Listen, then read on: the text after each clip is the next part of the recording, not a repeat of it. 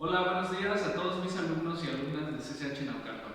Estamos transmitiendo desde el Tecnológico Universitario Naucalpan, que nos ha prestado sus instalaciones para seguir con esta serie de videos que tienen por objetivo reponer las clases durante este periodo de cuarentena. Bueno, particularmente el día de hoy este video está dedicado a mis alumnos de segundo semestre, ¿no? Estamos en el estudio de la geometría. Y lo que voy a hacer en el video de hoy es dotarlos de una serie de herramientas que les permitan resolver los ejercicios geniales que ya les dejé en la clase, ¿vale?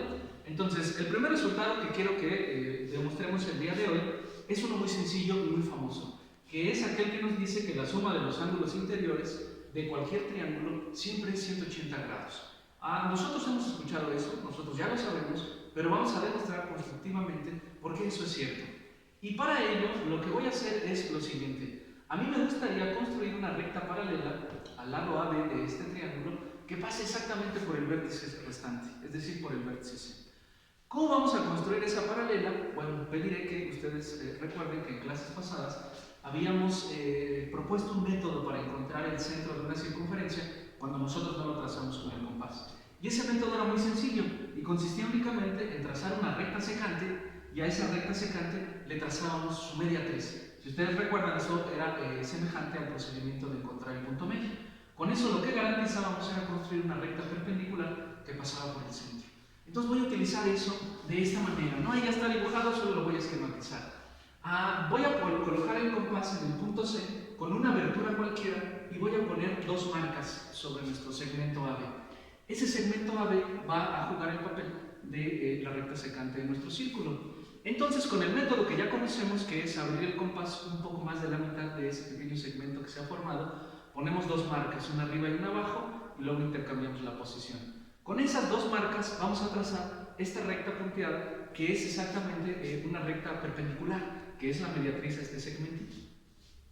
¿Cuál ha sido mi maña? Bueno, que estas marcas las coloqué de modo que hubiera un círculo con centro en el vértice C. Eso garantiza que esa recta va a pasar exactamente por el vértice que queremos. Ahora lo que yo quiero es trazar ahí una recta paralela, es decir, copiar esta inclinación en este punto. Y la manera de hacerlo es muy sencilla. Tengo aquí una recta y he trazado su perpendicular. Si yo vuelvo a trazar la perpendicular de esta recta punteada, eso por obvias razones tendrá la misma inclinación o será paralela a la que está de este lado. Es decir, la perpendicular de una recta es paralela a la primera. ¿Cómo hice eso? Bueno, lo que hice es colocar el compás y darle una abertura cualquiera y puse dos marcas, ¿no? Una de cada lado. ¿Para qué? Para garantizar que este punto sea el punto medio y pase por ahí otra vez una mediatriz que sea perpendicular a esta que ya teníamos. Con el mismo método que utilizamos de este lado, genero estas dos marcas y uno esa nueva recta punteada. Esa línea es paralela a la que está acá, porque es la perpendicular de la perpendicular. Entonces, ¿con eso qué gano? Bueno, ya que tengo copiada ahí la paralela, voy a extender cada uno de los lados, los voy a prolongar y, como ustedes saben, cada vez que yo tengo dos rectas paralelas y las atraviesa una secante, los ángulos que se forman son iguales, porque ser paralelos es ser gemelos de cierta manera. Por lo tanto, este ángulo que está aquí se copia de este lado y el ángulo alfa se copia de este de acá. Y por último, dense cuenta que el ángulo gamma es igual al que está de este lado. ¿Por qué? Porque son ángulos opuestos al vértice. Entonces, lo que he logrado es trasladar los tres ángulos internos de un triángulo a una recta paralela que hemos construido sobre C. No es difícil darse cuenta que este ángulo que está ahí es 180 grados, es un ángulo llano. Por lo tanto, alfa más beta más gamma ya trasladados nos dan siempre 180 grados. Y eso se cumple en cualquier triángulo. ¿De qué me va a servir este resultado que acabamos de demostrar? Bueno, vamos a hacernos la misma pregunta. ¿Cuál es el valor de la suma de los ángulos exteriores de cualquier triángulo? Para ello hay que identificar que los ángulos exteriores se obtienen prolongando los tres lados de ese triángulo. De modo que mi pregunta es poder saber cuánto vale la suma de estos tres. Y eso será muy sencillo. ¿Por qué? Si nombramos otra vez alfa, beta y gamma a los tres ángulos interiores, nos damos cuenta que cada ángulo exterior es el suplementario del ángulo interior. Es decir, estos dos vecinos siempre suman 180 grados. Por lo tanto, aquí puedo poner 180 menos alfa, este de acá se llamará 180 menos su vecino, y por último, este de acá, 180 menos gamma. Y voy a hacer la suma de esos tres ángulos.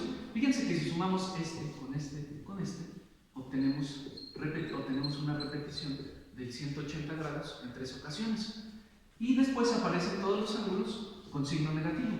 Yo voy a hacer un truco y voy a factorizar ese signo negativo. De modo que factorizado ese menos me quedaría así. ¿Cuál es el valor de la suma de esos 3 ángulos exteriores? Bueno, pues hay que recordar que alfa más beta más gamma, por ser ángulos interiores, son 180 grados. De modo que la suma de los exteriores es 3 veces 180 menos 180, pues 2 veces 180 grados. Y eso nos da exactamente 360 grados. ¿Sí? Entonces la suma de los ángulos exteriores de cualquier triángulo siempre es 360 grados. Les voy a dejar de tarea que piensen ustedes cómo podrían hacer para demostrar que la suma de los ángulos exteriores e interiores de un cuadrilátero y un pentágono se puede encontrar, es una constante.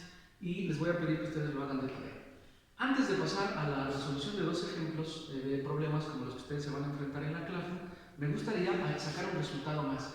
Ese resultado es el siguiente, miren. Nosotros acabamos de demostrar que la suma de ángulos exteriores siempre es 360 grados y que un ángulo exterior y un ángulo interior siempre son suplementarios, o sea, 180. Entonces me voy a concentrar en esta cantidad. ¿Quién es 180 menos alfa? Como la suma de los 3 ángulos interiores da 180, si yo retiro alfa a 180, lo que quedará del otro lado pues es la suma de los otros 2 ángulos internos. ¿Esto qué quiere decir? Que un ángulo exterior siempre es igual a la suma de los otros 2 ángulos interiores, es decir, de la suma de los ángulos interiores que no son adyacentes a él. Con estos 3 resultados vamos a resolver algunos problemas. El primero de ellos trata de lo siguiente. Tenemos ese triángulo que está ahí, con los trazos ya marcados, y nos piden encontrar cuál es el valor del ángulo X. Fíjense que no nos dan información de ningún otro ángulo, tendremos que inferirlo. Pero sí nos dan algunas hipótesis. La primera de ellas es que el segmento AB es igual al segmento CD. Eso quiere decir que este cachito es igual a este cachito. Con eso sabemos que ese triángulo es isósceles. Si un triángulo es isósceles, no solo tiene 2 lados iguales, sino también 2 ángulos iguales. ¿Qué otra hipótesis nos dan? Bueno, que el segmento AC es igual al segmento AD, por lo tanto este triángulo también es isósceles, y además estos 2 segmentos son iguales al segmento DB. Y ahí vamos a comenzar. Si AD es igual a DB, este triángulo que está aquí es isósceles, por lo tanto tiene 2 ángulos iguales. Uno de ellos claramente se llama X, por lo tanto este que está acá también se tiene que llamar X. Y vamos a usar uno de los resultados que están allá. Nosotros sabíamos que un ángulo exterior es igual a la suma de los 2 ángulos interiores que no son adyacentes a él. Fíjense que este ángulo que está aquí es el ángulo adyacente de este triángulo. Por lo tanto, este que está aquí, que está afuera, es la suma de los 2 de adentro. Es decir, aquí tenemos 2x. Pero ya habíamos dicho que este triángulo también era isósceles. Por lo tanto, este ángulo y este ángulo tienen que ser iguales. Entonces ya tenemos 2x. Y por último, usamos la hipótesis inicial. El triángulo grandote también es isósceles, por lo tanto este ángulo y este ángulo tienen que ser iguales. Pero ya sabemos que este se llama 2x, este se tiene que llamar también 2x. Pero fíjense que está hecho de 2 pedazos, uno de los cuales ya es x, por lo tanto el otro pedazo también es x. Y fíjense que no hemos resuelto nada todavía, pero ya logramos trasladar o escribir ese triángulo o todos los ángulos que aparecen ahí en términos de x. ¿Cómo voy a hacer para encontrar ese valor? Bueno, usar el resultado que demostramos al principio, que la suma de los 3 ángulos interiores de cualquier triángulo, en particular nos tiene que dar 180. Bueno, pues vamos a comenzar. Primer ángulo, luego el de allá, su gemelo, esto tiene que dar 180 grados. Como es la misma variable, pues en total tenemos 5x igual a 180. Y por último, x sería la quinta parte de 180 grados, es decir, 36 grados. Y con eso ya terminamos. Un problema que en apariencia es sorprendente porque no nos daban información de ningún ángulo. Vamos a ver cómo resolver el siguiente problema, se los explico. Tenemos un rectángulo con dimensiones 8 y 3, es de 8 por 3. Se le ha trazado la diagonal y a esa diagonal la hemos dividido en 3 pedazos iguales, a partir de los puntos E y F.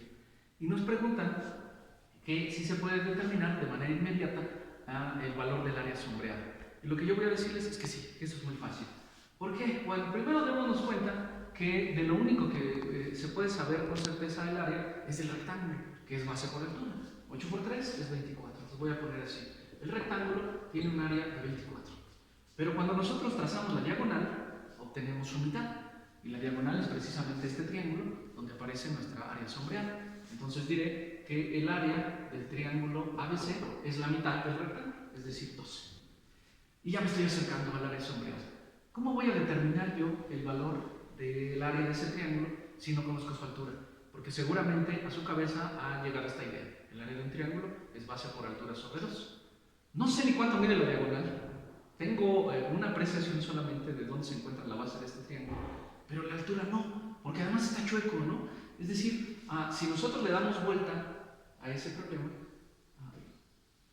tendremos una figura como esta, ¿no? Ahí está.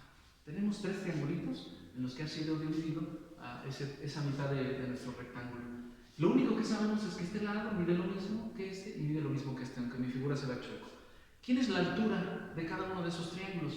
Recuérdense que la altura es la recta perpendicular que partiendo de uno de los lados intersecta al vértice opuesto.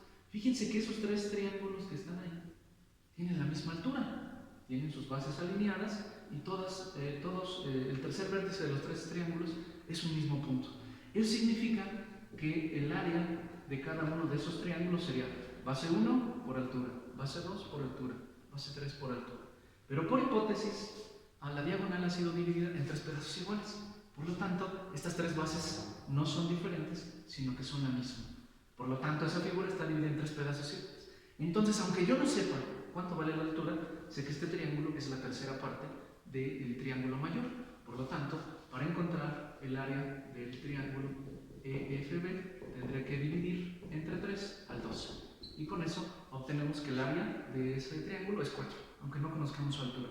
Ese truco lo van a utilizar muchas veces en los problemas y quiero que lo tengan presente. Bueno, y vamos al último resultado que van a utilizar ustedes. Tiene que ver con 2 ángulos famosos en la circunferencia, el ángulo central y el ángulo inscrito. Como su nombre lo sugiere, un ángulo central es aquel que tiene su vértice exactamente en el ombligo de la circunferencia. ¿Y quién es el ángulo inscrito? Bueno, para cada ángulo central hay muchísimos ángulos inscritos. Y son aquellos ángulos que tienen los brazos en los mismos puntos que el ángulo central. Y tienen su vértice en cualquier otro punto. Un resultado famoso nos dice que el ángulo inscrito siempre es la mitad del ángulo central. En la figura, bueno, se observa que en efecto este siempre es más delgado que el otro. Vamos a demostrar que no solo es más delgado, sino que es exactamente su mitad. Y para ello vamos a hacer un trazo auxiliar. La mayoría de los problemas a los que ustedes se van a enfrentar tienen que ver con eso, con trazar una línea o una circunferencia que no aparece en las hipótesis del problema, pero que nos va a facilitar a la visualización de la respuesta. Entonces, voy a hacer el trazo de un diámetro, de una recta que pasa por el centro, pero que tenga su punto de partida o uno de sus extremos en el vértice del ángulo inscrito. ¿Eso de qué me va a ayudar? Bueno, que el ángulo inscrito lo he partido en 2 ángulos más pequeños, a los que voy a llamar A y B. Y el ángulo central lo he partido también en 2 ángulos que, si se dan cuenta, no son iguales, no estoy haciendo ese corte a la mitad, no tiene por qué ser así, y claramente aquí uno es más grande que el otro. ¿Y cómo ese trazo auxiliar me va a permitir demostrar esta igualdad? Bueno, hay que darnos cuenta que este triángulo que está aquí también es isósceles, ¿no? Como los triángulos famosos del día de hoy. Eso significa que 2 de sus ángulos tienen que ser iguales. Entonces, si este es el ángulo B, acá también se tiene que copiar B. Y fíjense que ese razonamiento se puede aplicar también para este triángulo que está aquí, de modo que este ángulo A se copie de este lado también. Ahora, ¿qué voy a hacer? Bueno, utilizar el tercer resultado que mencionamos, a saber que un ángulo exterior es igual a la suma de los 2 ángulos interiores que no son adyacentes a él. Entonces voy a proponer el valor de C1, que es el ángulo exterior a este triángulo, como la suma de los otros 2 ángulos, que por cierto son iguales, 2B. Y el ángulo exterior C2, exterior al triángulo que está de cabeza, bueno, pues será la suma de los otros 2 ángulos interiores, es decir, 2 veces A. Estas igualdades las voy a sumar y voy a obtener que C1 más C2 es igual a, y voy a factorizar en 2 veces A más B. Y acuérdense que A más B originalmente se llamaba X, entonces aquí tengo 2X. Y que C1 más C2 era la forma en que habíamos partido el ángulo central. C1 más C2 es el ángulo central. Y ya demostramos esa identidad, ¿no? Esa igualdad, perdón. El ángulo central es igual a 2 veces el ángulo inscrito. Si ustedes despejan la X, obtenemos esto, ¿no? El ángulo inscrito siempre es la mitad del ángulo central. Bueno, estas son las herramientas preliminares que ustedes tendrán a la mano para poder resolver los primeros 10 problemas que dejé en la clase, ¿no? Vamos a ver resultados un poco más elaborados en el próximo video para los próximos problemas.